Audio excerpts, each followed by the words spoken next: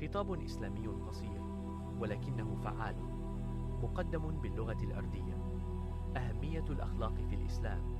السلام عليكم ورحمة الله وبركاته أيها الأساتذة الكرام، أيها الحضور الكرام، وأصدقائي الأعزاء. اليوم الموضوع الذي أرغب في التحدث عنه هو أهمية الأخلاق في الإسلام. أيها المشاهدون الكرام، الإسلام ليس مجرد عبادات، بل هو نظام حياة كامل. الإسلام يعلمنا الأخلاق الحسنة والصدق والأمانة والصبر وحسن المعاملة مع الآخرين. قال نبينا الحبيب محمد صلى الله عليه وسلم: إن أثقل شيء في ميزان المؤمن يوم القيامة سيكون حسن الخلق.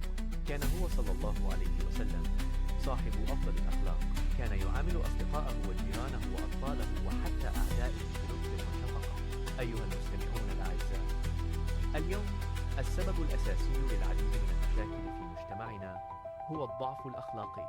إذا تعلمنا قول الصدق والوفاء بالوعد واحترام الكبار والرحمة على الصغار، ففي بيوتنا ومجتمعنا يمكن أن يسود السلام والمحبة. الإسلام يعلمنا أيضا ألا نغتاب أحدا ولا نكذب ولا نؤذي قلب أحد. المسلم الصالح هو الذي يكون الآخرون آمنين من يده ولسانه. في الختام، دعونا جميعا نتعهد بأن نحسن شخصيتنا وأخلاقنا ونسعى لعيش حياتنا وفقا للقرآن والسنة.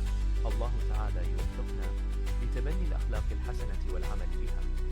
وآخر دعوانا أن الحمد لله رب العالمين، والسلام عليكم ورحمة الله وبركاته.